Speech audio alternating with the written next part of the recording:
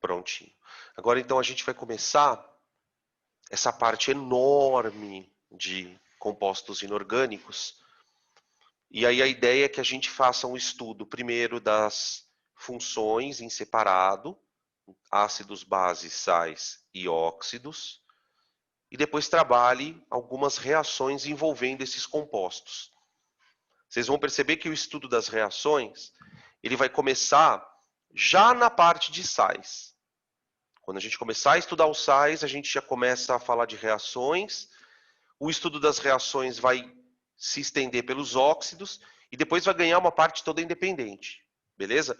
A ideia é que a gente trabalhe, então, ácidos e bases num módulo, sais e óxidos num outro módulo, e depois um módulo dedicado à parte de reações. Sendo que esse módulo que eu estou trabalhando com vocês é o único módulo que eu vou dar ao vivo. A parte de óxidos e a parte de reações ela será gravada. Por que eu gosto de trabalhar esse primeiro módulo com vocês? Porque daqui a gente vai tirar coisas muito importantes que vão facilitar a vida de vocês lá na frente, beleza? Porque, na verdade, a discussão ela começa com o conceito de função, né? Que a gente estuda tanto na orgânica como na inorgânica. A gente consegue agrupar os compostos em famílias, vamos dizer assim, chamadas funções, porque esses compostos apresentam um conjunto de propriedades que é previsível. E a partir do momento que você consegue prever essas propriedades, você consegue entender como esses compostos reagem. Uma das dificuldades que vocês têm, ou não todos, mas muitos têm, é a parte de reação. Ai, professor, mas eu tenho que decorar as reações. A bem da verdade, gente, de todas as reações que a gente estuda, decorar mesmo é 20%. O resto você consegue entender. E o nosso desafio nessas aulas é sair daqui entendendo o que é ter um comportamento químico. Né? O que é ser um ácido, na verdade? O que tem de tão especial, né, numa substância liberar H+, ou numa substância liberar o H-.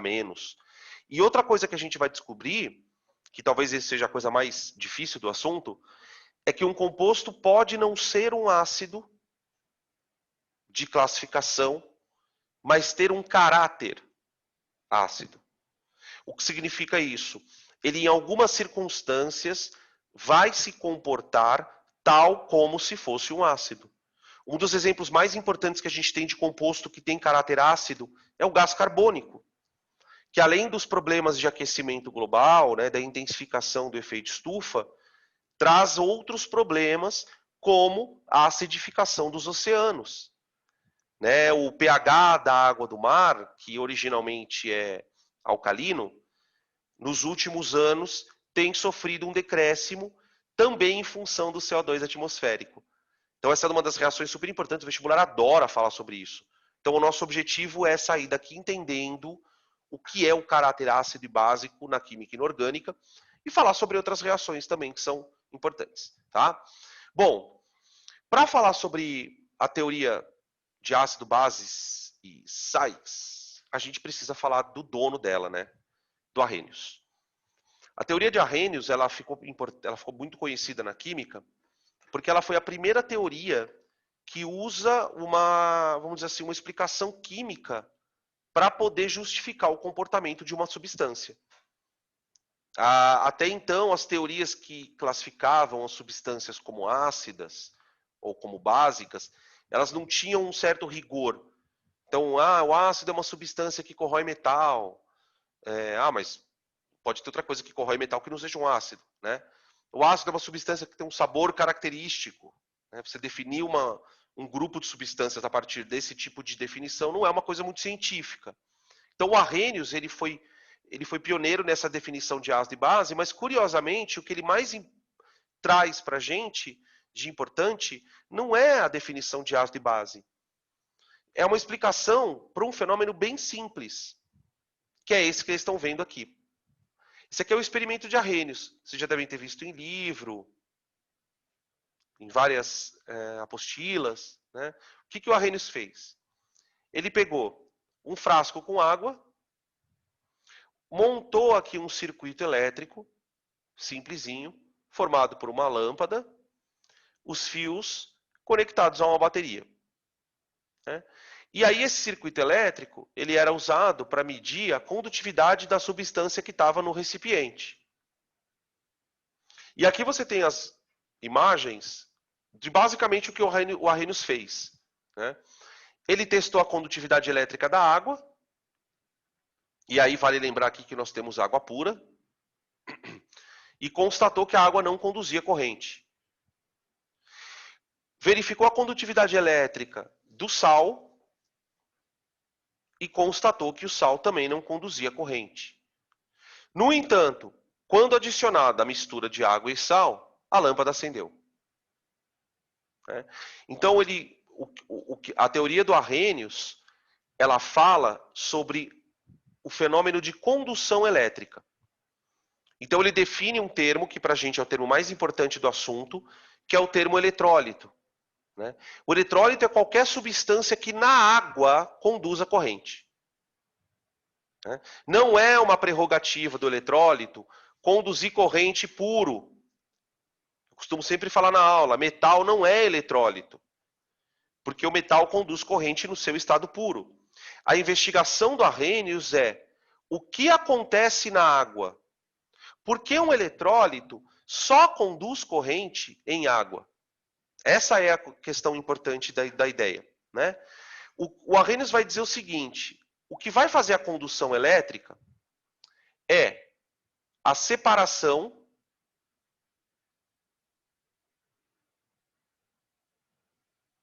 ou formação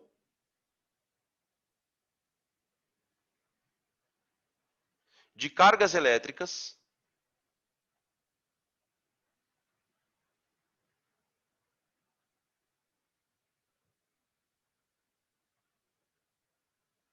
em solução aquosa.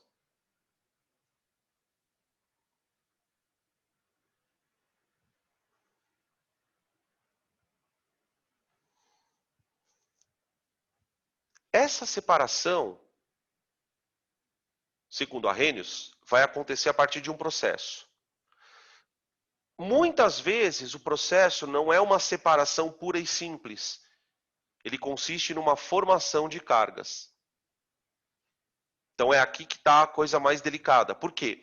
Porque daqui surgem os dois conceitos que vão explicar esse processo, que são a dissociação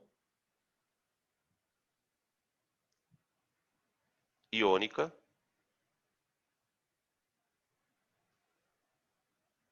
e a ionização.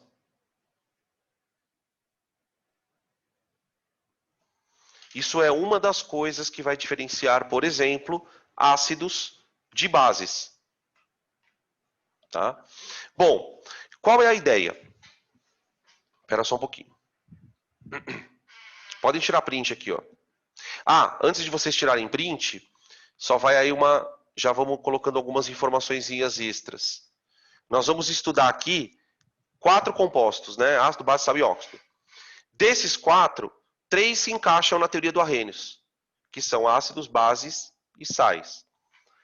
Os compostos que vão dissociar são sais e bases.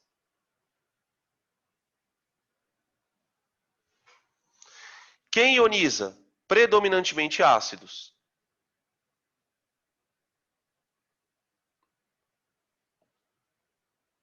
Tem alguns compostos orgânicos que ionizam na água, como por exemplo aminas.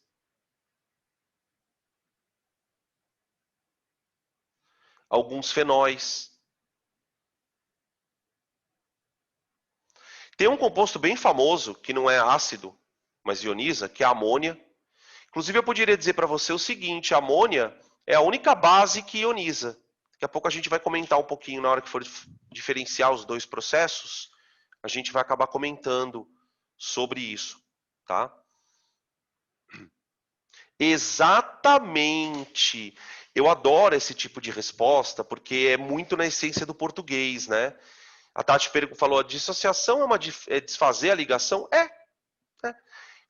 Talvez você deva ter percebido isso porque você percebeu, talvez, que quem dissocia é quem já é iônico, né? Os sais são compostos iônicos e as bases também são. Então, quer dizer, quem já é iônico só vai fazer o que na água? Dissociar. Quem não é iônico, em última análise, pode se transformar em íon.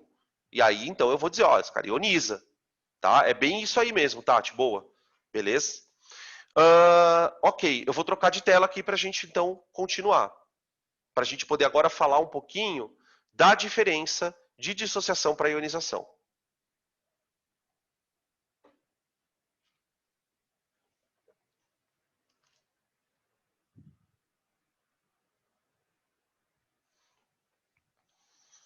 Aqui tem um esqueminha bem simples para nos dar uma ideia mais geral do que é a diferença, né, da ionização para a dissociação. Um composto iônico, quando colocado em água, vai dissociar. Quer dizer, ele já é formado por íon. O que a água faz? Ela quebra o retículo cristalino, faz as interações íon-dipolo, e aí sim ocorre o processo de quebra da ligação iônica. Né? É bem interessante a gente ter trabalhado isso bem próximo do que a gente trabalhou de forças intermoleculares, porque a gente sabe que para acontecer a dissociação é fundamental a presença da água. É a água que vai manter as cargas positiva e negativa separadas. É ela que vai manter os íons solvatados. Essa foi uma expressão que a gente usou muito na semana passada, beleza? O composto molecular, ele tem uma relação um pouquinho mais tensa com a água. Por quê? Porque a água não vai quebrar uma ligação apenas. Ela vai reagir. Então, eu posso escrever assim, ó. Na dissociação,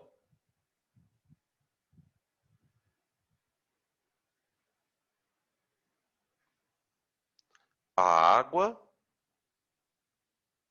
atua como solvente.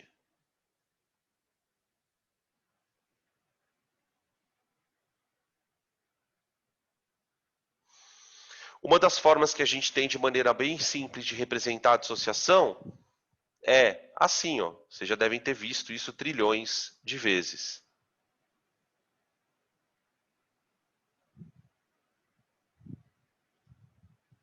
Separação de cátion e ânion. O fato da gente escrever a água em cima da seta está dizendo para a gente o quê? Ó, a reação ou processo está acontecendo em meio aquoso. Aqui você já tem uma ligação iônica pré-estabelecida e a água só vai separar aquilo que já existe. Né? No caso da base, a mesma coisa. Lembra que uma das características que é comum dos compostos iônicos também, né, é eles serem sólidos na temperatura ambiente, né? Ó. Opa.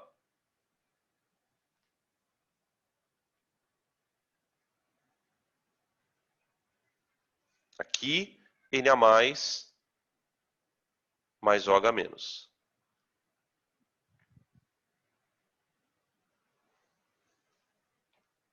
E aí vamos colocar o lembrete aqui. Solvatação dos íons.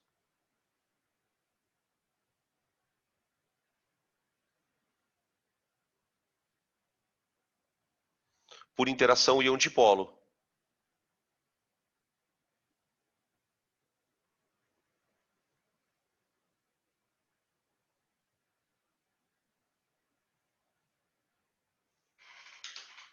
Cada polinho da água interagindo cátion ou ânion. Beleza?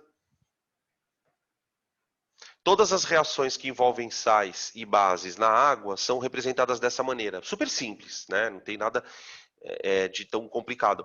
O que vai ser exigido muito da gente, né, durante esse estudo? Essa parte de memorização, carguinha, nome, essa parte meio chata, a gente vai ter que falar também, não tem jeito.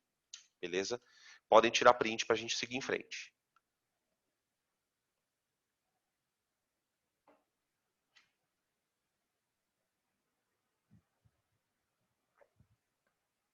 Ó, aqui um lembrete para nós do processo de solvatação dos íons. Queria chamar a atenção de vocês para essa parte da frase que fala que a dissociação é um processo físico, né? Processo físico. Por que é um processo físico? Vamos pensar. Num processo físico, você não mudou a estrutura da matéria. Quer dizer, o NaCl, ele era formado por Na+, e Cl-. Só que eles estavam juntos. Quando eu ponho na água, você continua tendo Na+, e Cl-, só que agora separados. O processo físico, tanto é que ele é um processo físico que eu consigo revertê-lo só tirando a água por evaporação. Se eu pego uma solução salina, uma solução aquosa de sal, e evaporo o solvente, ou extraio o solvente por evaporação, eu obtenho só o soluto no estado sólido. Então significa que é um processo físico. Você não alterou a estrutura da matéria, que é diferente do que a gente vai citar da ionização. Tá? Isso acontece também com base. Eu coloquei o do sal porque é o mais famoso. Beleza? Até aqui tranquilo? Beleza, né? Sossegado. Essa partezinha mais tranquila. Agora a gente está entrando numa sequência bem teórica mesmo, né? Muita informação, depois entra orgânica. Então, essa partezinha é meio trevinha. Vamos falar um pouco da ionização, porque aqui tem bastante coisa para a gente considerar. A começar aqui na ionização, não é toda substância que ioniza.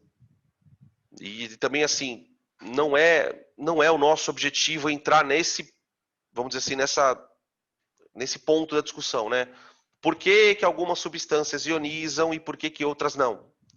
Uma coisa que a gente consegue explicar, assim, até um certo ponto, é que para uma substância ionizar, ela precisa se dissolver na água.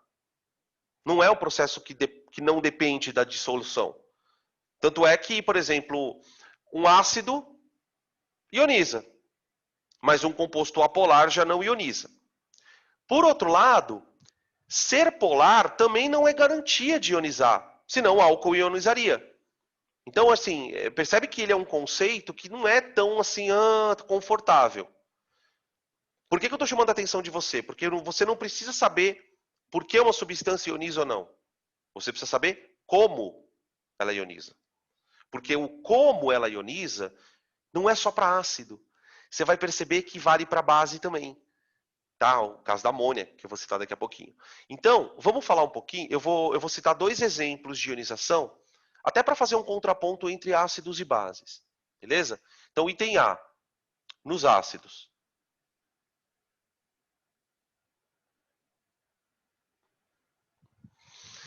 Uma das coisas que caracteriza a ionização de um ácido é que, primeiro, os ácidos são moléculas geralmente polares. Alguns deles são até muito polares. E uma outra coisa que os ácidos têm, e isso vai fazer todo sentido lá na frente, é que o hidrogênio de um ácido, ele, via de regra, está ligado a um elemento muito eletronegativo. Oxigênio, cloro, bastante, né? Vários exemplos de ácidos onde o oxigênio aparece ligado ao hidrogênio, o flúor, o bromo, o iodo, beleza? Por que eu estou chamando a atenção de vocês para isso? Porque essa ligação HCl, no nosso exemplo vai ser um HCl, ela é uma ligação polar. O polo positivo é o hidrogênio e o polo negativo é o cloro. Né? O momento de dipolo está deslocado para o cloro. O que isso quer dizer na prática? Que aquele par de elétron que está sendo compartilhado, ele passa mais tempo perto do cloro do que do hidrogênio. Como o cloro exerce um efeito de eletronegatividade, que é mais acentuado que o hidrogênio, a tendência do par de elétron é ficar mais próximo do cloro do que do hidrogênio, ok? Então essa ligação ela está polarizada. Guarda essa informação. Aí eu vou colocar o HCl em água.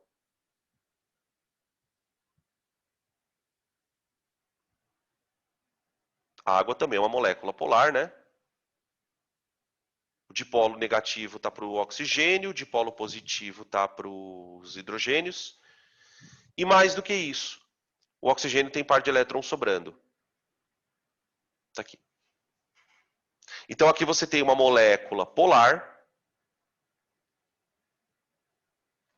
e uma outra molécula polar. Muito bem. Quando você coloca o HCl em água, por conta da interação entre as moléculas, a ligação HCl é rompida.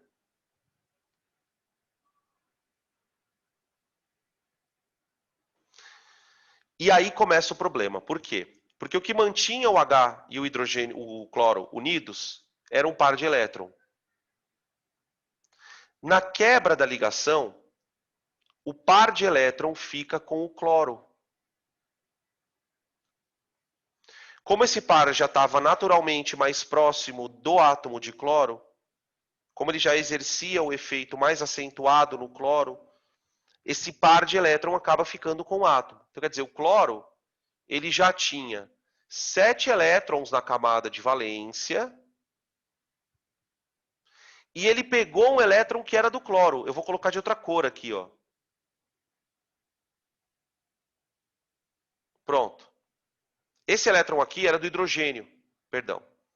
E esse elétron aqui faz com que o cloro agora tenha uma carga -1. Tudo bem? Ah, então é por isso que quando um ácido perde o hidrogênio, todo o restante da molécula fica negativo. Essa quebra é fruto de uma quebra de uma ligação polar. A gente vai chamar essa quebra de cisão heterolítica. Nós vamos falar muito sobre isso na orgânica.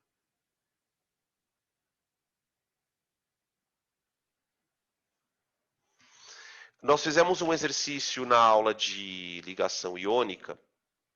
Era, se não me engano, o último exercício da lista, que ele falava sobre radical livre. E na aula desse assunto, lá na resolução do exercício, eu expliquei um pouquinho a diferença entre quebras de ligação, que são chamadas de homolíticas e de heterolíticas. Toda vez que um ácido é colocado em água, isso acontece. Tá? Guarda essa informação. Então aqui você já vê que o cloro virou um íon.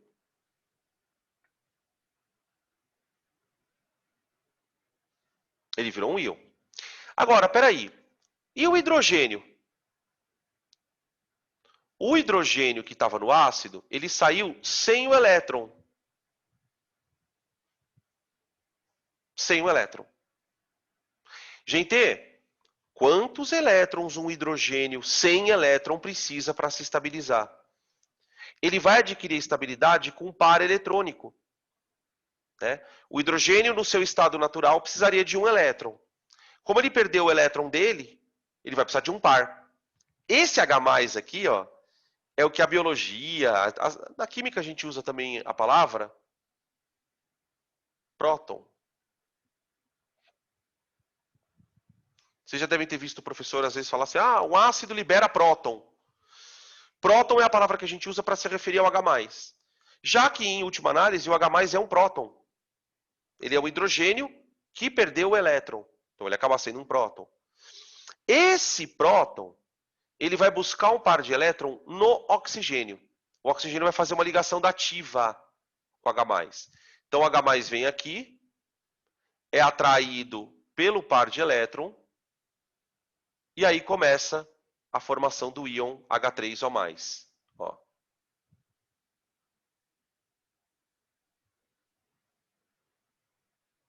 Aqui, eu vou fazer uma dativa aqui, ó. E o íon H+. Outro íon. Esse íon é bem famoso. O íon H3O+.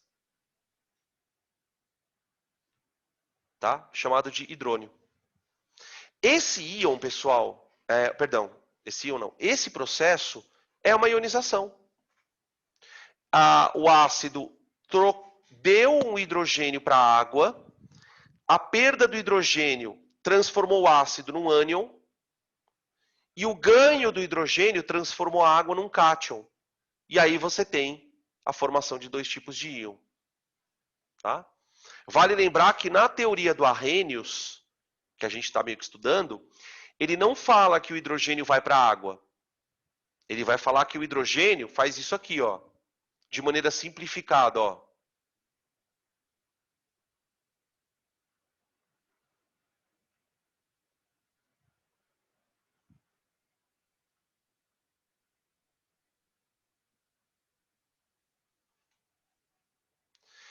Esse jeito de escrever, embora não seja muito correto, ele é perfeitamente aceito e compreendido.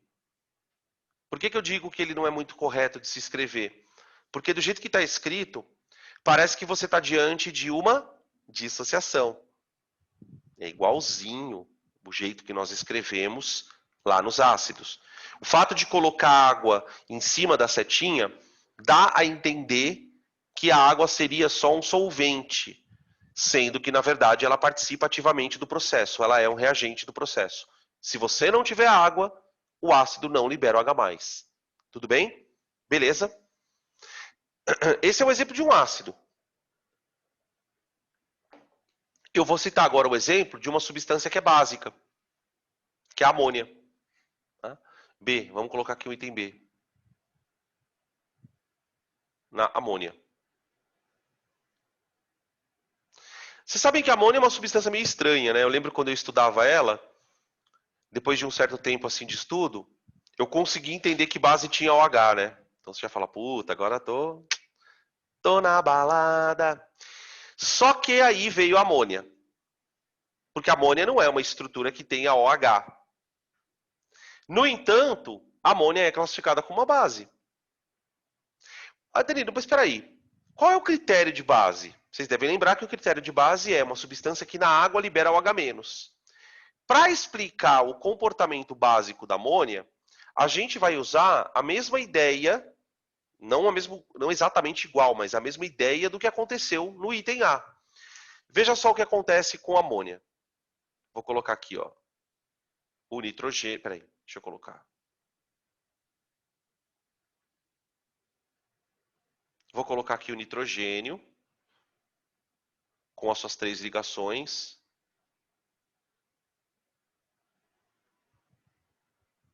E a água.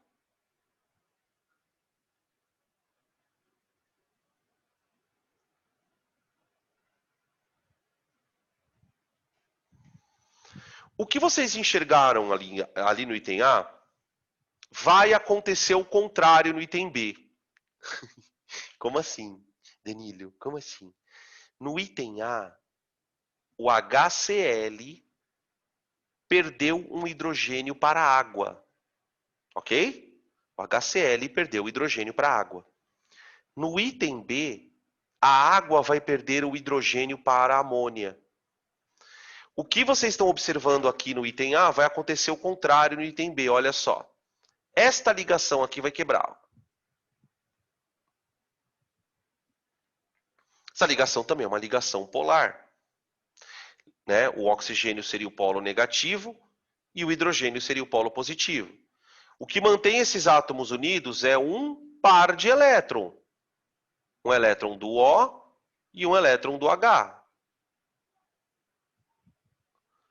Como esses elétrons passam mais tempo perto do O hidrogênio sai da molécula sem o seu elétron. Né? Uma das discussões, eu preciso contar, porque isso certamente vai deixar vocês angustiados, como eu falei para vocês agora no começo, não é o nosso objetivo tentar ficar especulando por que o hidrogênio sai uma hora da água, outra hora da outra molécula. Eu sei que tem gente que está se perguntando isso, né? Eu tenho certeza que tem gente que está perguntando assim, mas Danilo, por que uma hora sai do ácido para a água e a outra hora é a água quem perde? Não é o nosso foco a discussão aqui. O que vocês precisam entender é que o processo é muito parecido na medida em que uma ligação polar estoura, né? Ah, Danilo, qualquer ligação polar faz isso? Claro que não. Tanto é que é o hidrogênio que sai na forma de H+. Né? Quando o hidrogênio sai na forma de H+, geralmente ele saiu porque ele está ligado a um átomo que puxa elétron. Né? Nesse processo, o nitrogênio vai fazer uma dativa com o H+. Como a água fez no item A. Veja. Ó, N, o nitrogênio fazendo a quarta ligação, que seria a ligação dativa. Veja que agora nós temos um cátion. O cátion, um dos cátions mais famosos, chamado amônio, lembra? Do amônio? Olha lá. E veja que a água, ao perder o íon H+, vai virar um íon OH menos 1. Por que menos 1, Danilo? Porque tem um elétron aqui, ó, que era do hidrogênio. Esse elétron, na hora da ruptura da ligação, acaba ficando preso ao oxigênio. Para o oxigênio isso é bom, né? Porque ele está estável e o hidrogênio vai buscar um par de elétron através de uma ligação dativa. Tá bom? Beleza? Depois a gente vai comentar mais para frente na teoria de Bronsted, né? Que ele vai usar esse tipo de comportamento para criar uma nova teoria ácido-base, que é a teoria de Bronsted, que é a que a gente mais acaba usando mesmo, né? Embora a gente use muito do Arrhenius também. Beleza? Podem tirar print.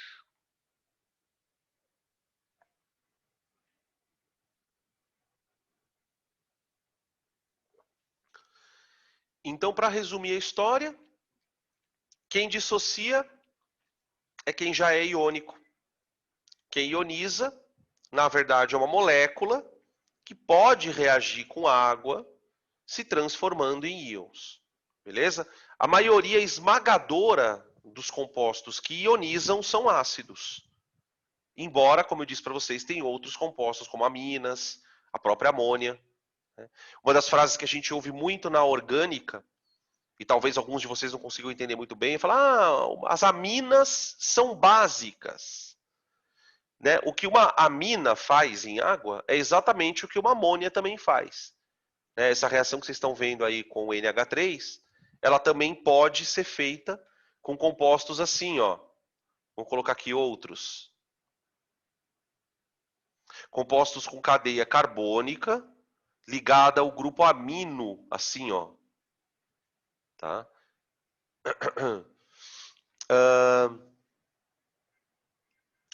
Precisa, então, precisa. Né? Essa pergunta é importante. Dan, qual que é o hidrogênio que vai ser quebrado na ionização? Então, isso é uma das coisas que a gente vai ter que discutir na aula. Quando for um ácido, é o hidrogênio do ácido que vai ser quebrado para a água. Quando for uma base, quem doa o hidrogênio é a água. É muito fácil você se ligar de um detalhe. Pensa assim, ó, Gu, e na verdade não só para você, mas para todo mundo. O que é característico de uma base? Não é a presença de OH- em água? Só que é o que caracteriza um ambiente básico. Para que isso seja formado, é a água quem tem que perder o hidrogênio. Então, o que a gente vai perceber? Toda vez que você produz OH-, é porque a água perdeu o hidrogênio. A água. A gente não usa o termo perdeu, a gente fala que ela doa H+. Quer dizer, se ela doa H+, é porque o cara que está reagindo com ela está ganhando H+. Quando uma reação produz H+, de uma maneira simplificada, é o equivalente a dizer que ela produziu H3O+. Ora, e eu te pergunto, para uma reação produzir H3O+, a água tem que ter recebido hidrogênio proveniente de alguém. Então, a gente vai descobrir uma coisa muito louca. Tem horas que a água ganha hidrogênio de alguém, que é o item A. Tem horas que a água perde hidrogênio para alguém, que é o item B. São dois tipos de ionização em água. Cada um deles vai ter uma consequência bem especial. Quando a água recebeu o hidrogênio, é porque quem está reagindo com ela é um ácido. É o cara que está perdendo hidrogênio para ela. Quando a água estiver perdendo ela o hidrogênio, é porque ela vai se tornar OH. Ao se tornar OH, você terá um meio básico, tá bom? Que basicamente a teoria de Bronsted e Lowry é essa, né? Ele fala, olha, toda reação entre um ácido e uma base é, na verdade, uma reação entre uma espécie que perde H+, e uma que ganha H+. Não importa quem seja. Quem perde o H+? Ah, na reação A é o HCl. Ah, na reação B, quem é que está perdendo H+? É a água. Na reação A, quem que está ganhando H+? Entenderam? É uma análise de comportamento. Não é uma análise propriamente, olha, você vai ser sempre assim. Beleza? Bom, podem tirar print para a gente seguir com a história.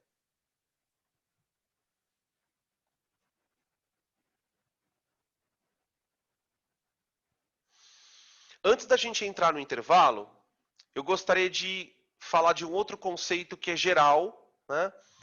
Porque até aqui a gente não está falando de ácido e base, né? Vocês perceberam? A gente está falando de uma característica de eletrólito, que é dissociar, ionizar, conduzir corrente, papapá.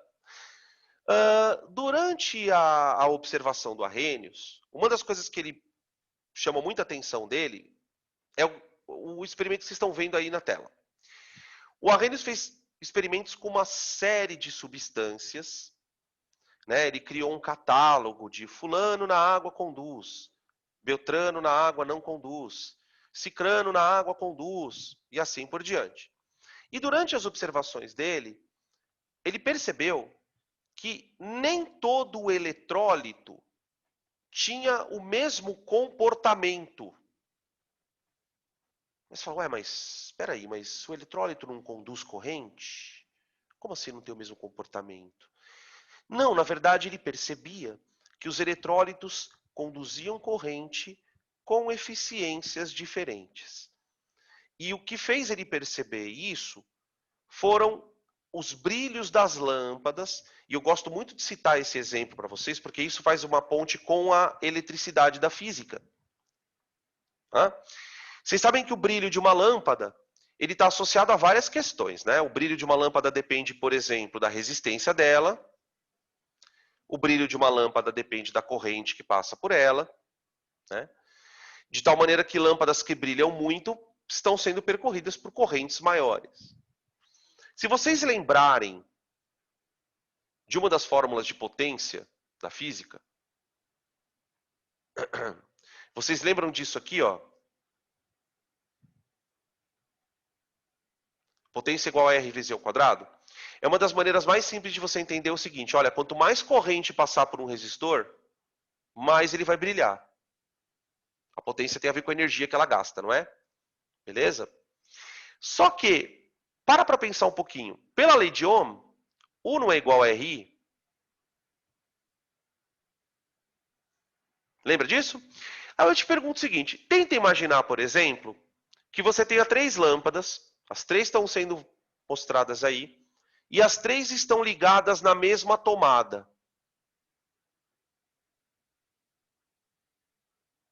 Suponha também que as lâmpadas sejam idênticas. Presta atenção, as lâmpadas são idênticas. Se as lâmpadas são idênticas, estão ligadas na mesma tomada, por que o brilho delas é tão diferente? O que o Arrhenius conclui é que o efeito do eletrólito na água é diferente. Vocês estão vendo aí 3 soluções. A solução do seu lado esquerdo é uma solução não eletrolítica. É uma espécie que não conduz corrente porque não dissocia, porque não ioniza.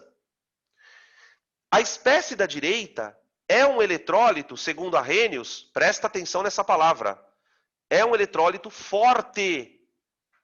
Por que, Danilo? Porque ele destrói o seu fígado se você tomar ele? Não. Porque ele é um bom condutor.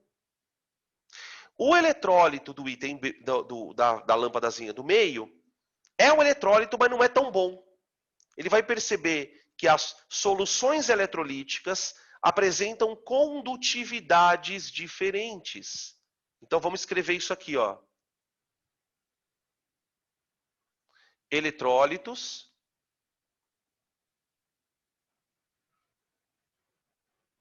apresentam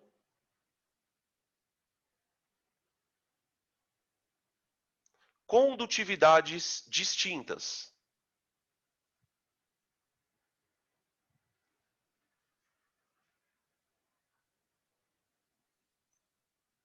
Condutividades distintas.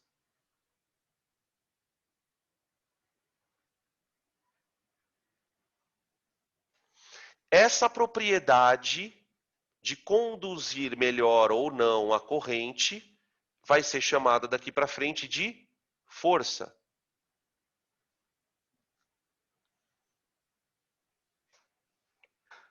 A força está associada à capacidade de um eletrólito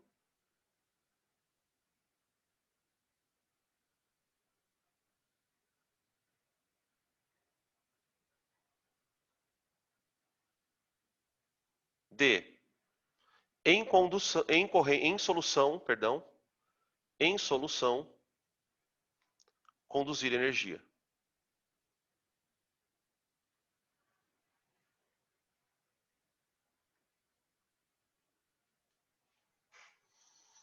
De maneira geral, a gente classifica os eletrólitos em 3 categorias. Os eletrólitos fortes, moderados e fracos. Em alguns momentos, em alguns contextos, é muito importante você saber a força de alguns eletrólitos. Então, por exemplo, eu tenho que saber que o HCl é um eletrólito forte, porém o HCN é um eletrólito fraco. O NaOH é um eletrólito forte, já o MgOH2 é um eletrólito fraco. O NaCl é um eletrólito forte, mas o AgCl é um eletrólito fraco. Tá? Essa classificação, por mais bestinha que ela possa parecer, ela vai se tornar importante. Por outro lado, já tranquilizo vocês que isso não é uma coisa que você aprenda do dia para a noite. Tá? Não vai criando a ilusão que você vai pegar e decorar todos. A gente vai fazendo exercícios, vocês vão se inteirando da história e vão adquirindo essa lista de eletrólitos. Tá? Isso vai ser bem importante para a gente na aula de reações inorgânicas. Beleza? Até aqui tranquilo?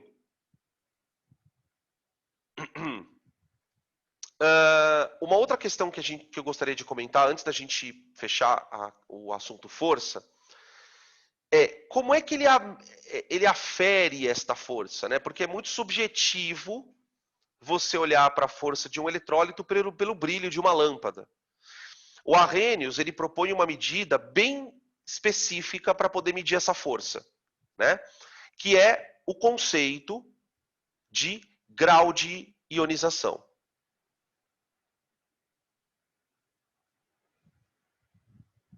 Na verdade, o grau de ionização, ele pode ser chamado também de dissociação, depende de quem você está se referindo. Né? O que ele vai... Isso aqui, para mim, eu acho que é mais genial na teoria dele. Que eu acho que é o que deixou ele famoso. Ele vai propor o seguinte, olha, quando você põe uma certa quantidade de eletrólito na água, sei lá, vamos supor que você ponha 1 mol de eletrólito na água. 1 mol. Nunca, em hipótese alguma, você nunca vai conseguir fazer todas as moléculas se quebrarem. Por mais que as moléculas queiram se quebrar, porque é um eletrólito, não é uma reação com, vamos dizer assim, rendimento 100%. Ele vai dizer que a eficiência de um eletrólito está na porcentagem de moléculas que quebram na água. Olha, se de cada 10 moléculas de eletrólito que você colocar na água, 9 quebrarem, ele é um eletrólito forte. 90% dele quebrou. Se de cada 10 moléculas uma quebrar, ele é um eletrólito fraco. É 10%. Entendem? E aí tem uma discussão que a gente também não vai entrar agora, que é, Danilo, por que um eletrólito não quebra 100%? Isso inclusive é uma das perguntas da aula de exercício, tá? Mas você precisa ter na tua cabeça, por hora, né, que não dá para você conseguir quebrar todas as moléculas. Tem alguns eletrólitos que tem grau de ionização tipo 95%. A gente, por aproximação, diz que é 100%, mas na prática não é. Tá bom? Então vamos colocar aqui o grau de ionização. O que é esse grau de ionização, né? Ele é a porcentagem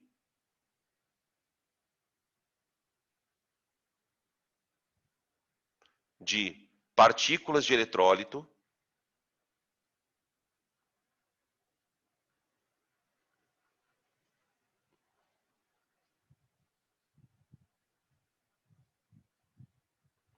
que em água ionizam.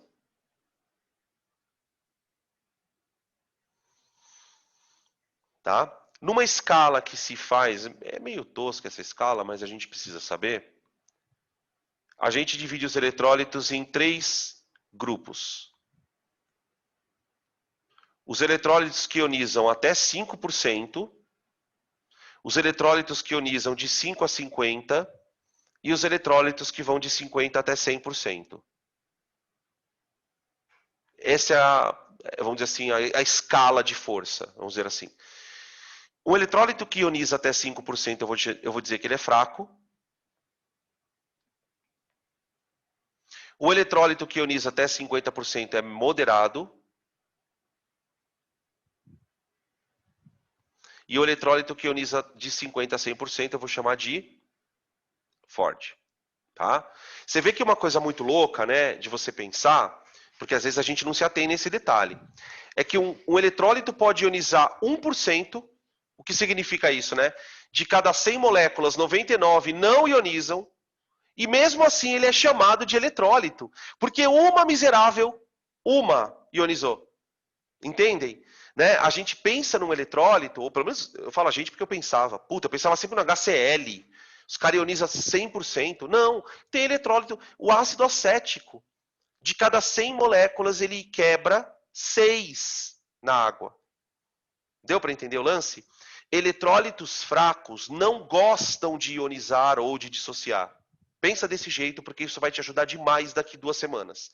Eletrólitos fracos não gostam de ionizar, embora ionizem. Os eletrólitos fracos ficam predominantemente não ionizados. Você consegue encontrar muito mais molécula inteira do que quebrada ali dentro. Já no eletrólito forte, você tem a outra situação. Né? No eletrólito forte, dependendo do grau de ionização dele, você quase não consegue encontrar molécula não ionizada. Né? Se você pensar, por exemplo, no HCl, que eu falei para vocês agora, é muito difícil você encontrar na solução uma molécula de HCl. Você vai encontrar bastante o que lá dentro? H+, e Cl-. Se você pega um ácido fraco, como o ácido cianídrico, é muito mais fácil você encontrar na água HCN do que H+, porque ele é um eletrólito fraco. Tudo bem? Beleza? Perguntas, gente.